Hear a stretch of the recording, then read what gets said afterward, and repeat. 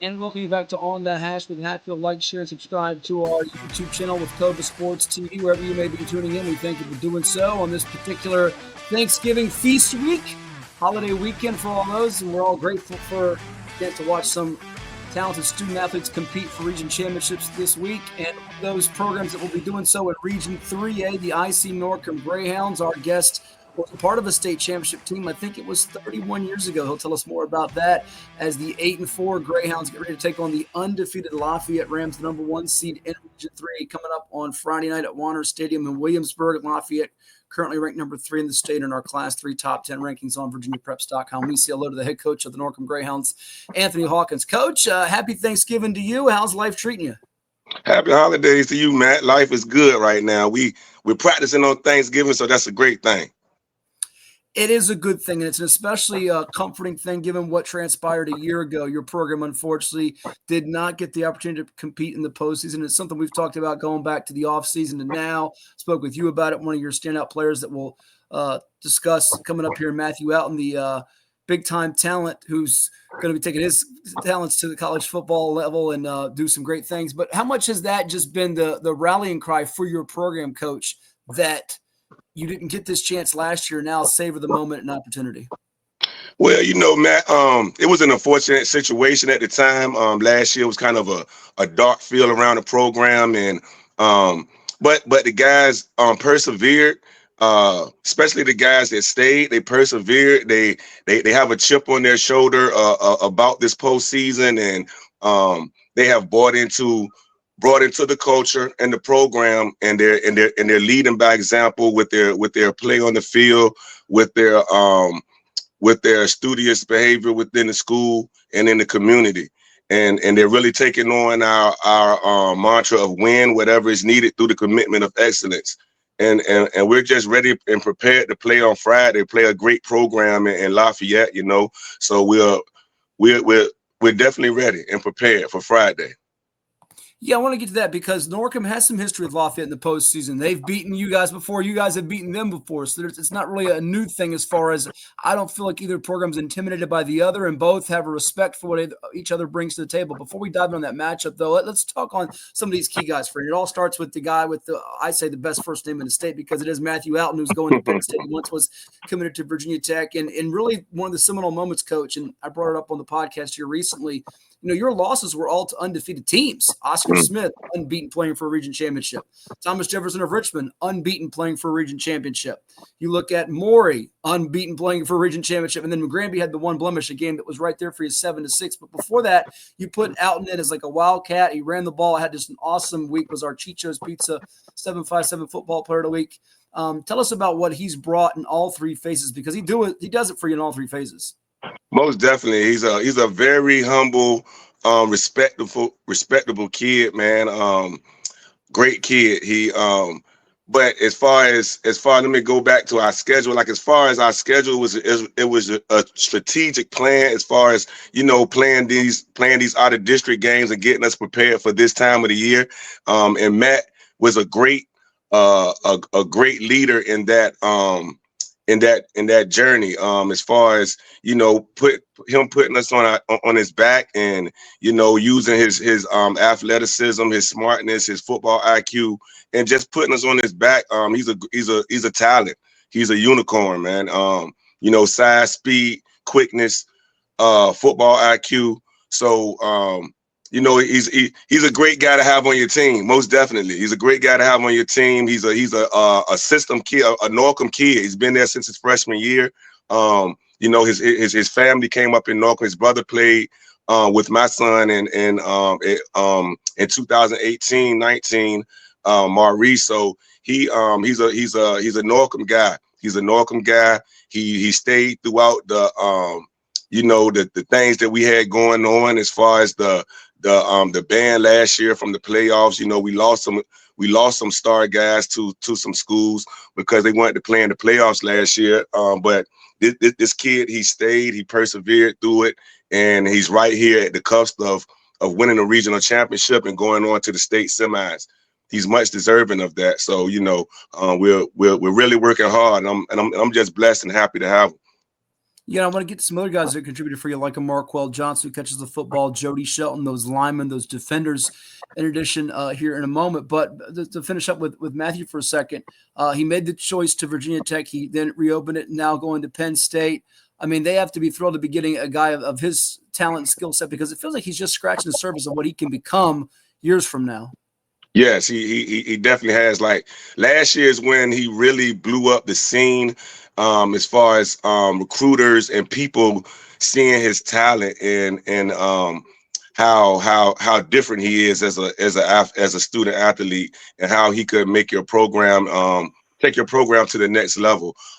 So with him signing to Tech, he just had so much going on, you know, so many schools coming at him. He hadn't really sat back and really got to gather all the information himself and, you know, put it into terms of where he wanted to be the 4 years. But he really feels at home with Penn State.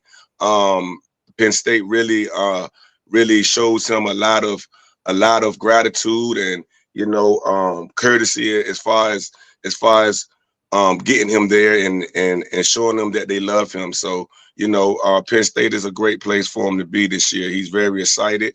He's ready. Like I say, he's ready to win a regional and state championship. You remember the feeling, don't you? 1993 state championship. Tell us, for those out there, there's a lot of proud alums and the Norcom fan base. It's a unique, passionate group of people. 1993 state championship under the late, great Joe Langston, beat Langley 19-0. Program's been knocking on the door, Coach. Had a couple of close losses. I was there to watch two of them against Phoebus in 2011. It was 24-20 under Coach Larry Archie. Then in overtime, 7-6 in triple OT in 2018 as Torres Jones was balling out on defense, and we see now what he's done defensively at James Madison.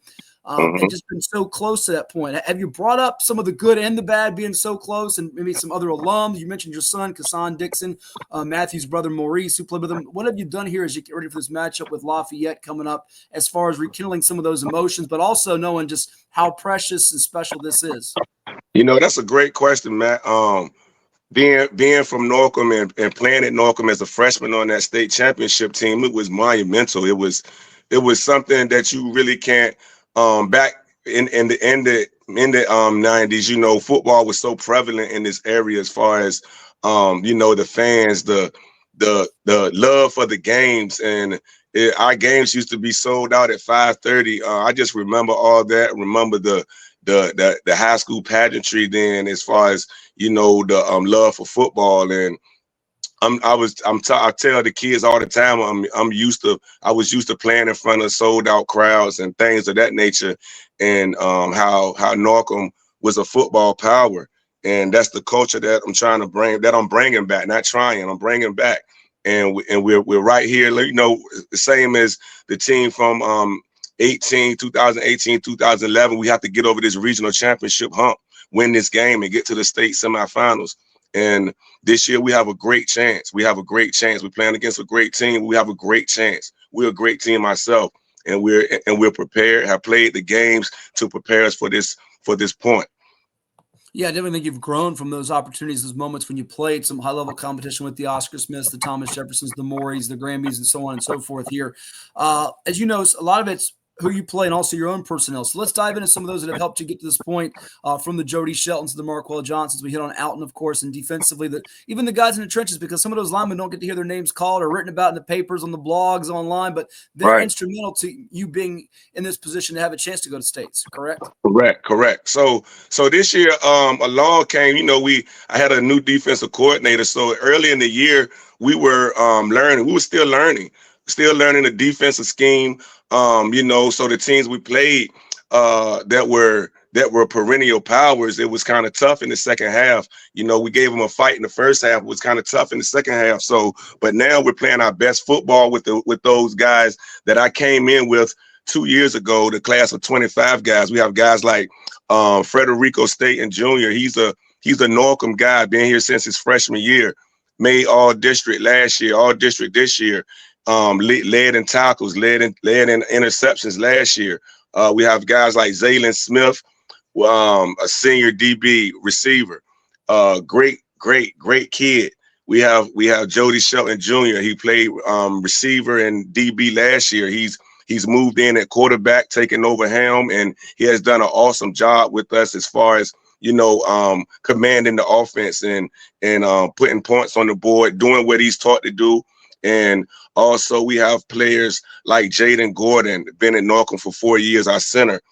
Tyree Tabron, our offensive right guard.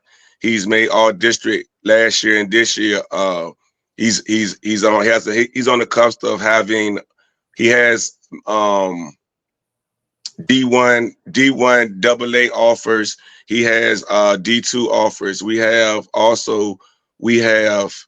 Jahari Whitfield. We have Cortez Phillips. It's so many guys that we have that can make a difference in the game. That you might not know because we have Matthew make so much noise with him being a number 4 player in the country, but we have so many compliments to him, and it's great. And as much as teams are moving on and teams are not advancing, you start to see the players that you would not see in the regular season because of the teams that's playing now. So it's a great situation we're in. Absolutely. I've been at your Thomas Jefferson of Richmond game earlier in the season, Coach. And I'm glad you brought up Federico State because I think he's one of the more underrated guys defensively in the entire 757 in state. But Jordan Cross and I believe is it number 51? Is that Ramir Schofield? Yes, Ramir Schofield is an animal. Ramir those two guys I Schofield thought made a lot of plays for you on defense. And where have you seen the most improvement being on the offensive side, defensive side from game 1 to now? Where have you think you've improved the most? Or is it even in maybe the third aspect like special teams? I say we're balanced. We're balanced and improved in all 3 aspects of the game since the beginning of the year. And like I said, we're playing our best football right now when you want to be playing your best football. Going into the playoffs, the kids have picked up on the system. They're elevated and they're ready to go. And you can see it as far as our execution and how fast and physical we're playing. But last week, the guys kind of unconsciously lost their focus in the second half last week. They tried to give me a heart attack. But because in the first half, we dominated the first half and we played great football, like one of the best first halves we played this year. This year.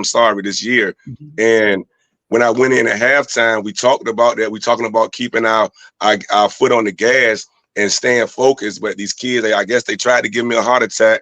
And we had a couple of miscues, but in retrospect, that helped us because we learned what we need to do in situations like that moving forward and how we need to fix that. So, I take everything as a learning experience, So, like I said, it's grateful to be here, Matt, and I'm excited. I'm excited about Friday. I'm excited about playing this perennial power. I'm excited because we're 2-1 versus Lafayette with the 3 times we have played them. We're 2-1. We actually have never lost at Wanner Stadium against them. They came to Norcom and beat us, and we beat them twice there. That's right. 2017, you're absolutely spot on. 15-10. Look at you knowing the homework and the background there. And 49-12, they got you in the makeup game that was pretty much weather delayed, and you finished up. Got them 25-7, or Coach Robert Jackson in 2019 in the postseason. I'll get you on this, and I can talk with you all day. Looking forward to watching what's ahead for you and the Greyhounds in this big battle with the Rams. I mean, they're putting up a lot of points per game, Coach. As you know, this is a really good team under Andy Lynn, averaging coming into this game just a shade under 47 points per game, and their defense is giving up just 5.5. What's it going to take execution-wise, offensively, to score on them and defensively to keep their attack in check because they have a mixture of backs and they're really not dependent on just one guy to get it done for them? Right. Like I said, I'm excited about this. I love this time of the year, especially playing against a good program, good coaching. But we definitely have to stop the run. Definitely have to stop the run. We have to be sound. We have to be fit in the gaps. We have to be disciplined. And just do what they're asked to do, and we're going to be fine. I feel like Lafayette hasn't seen an athletic team as athletic as us this year, as talented as us this year. And we can coach at the same token. We can coach at the same token. So it's going to be a great game, a great championship matchup. a heavyweight fight, and that's what football is about this time of the year, you know. So I'm very excited. I'm very excited for the challenge. Our kids are very excited. They can't wait, and let the chips fall where they may. Well, Norcom trying to get back to the state playoffs for the first time since those glory days in 1993. Anthony Hawkins' Greyhounds coming into this one at 8-4 overall. They'll be taking on the Rams of Lafayette, who are the number 1 seed in Region 3A. Thank you so much. All the best to you. Happy Thanksgiving. You got all the Norcom stuff in the background. I love it. It should be a fun one on Friday night in Williamsburg, and we'll be talking down the road.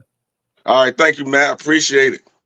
You bet. It's our pleasure. Anthony Hawkins, our guest, the head football coach of the IC Norcom Greyhounds. We'll take a timeout. We've got more coming your way here. It's On the Hash with Hatfield. We'll go through some of the other matchups across the state from Class 6 down to Class 1. You're watching right here on Cova Sports TV. Now a word from those that make it possible for us to bring you the show each and every week.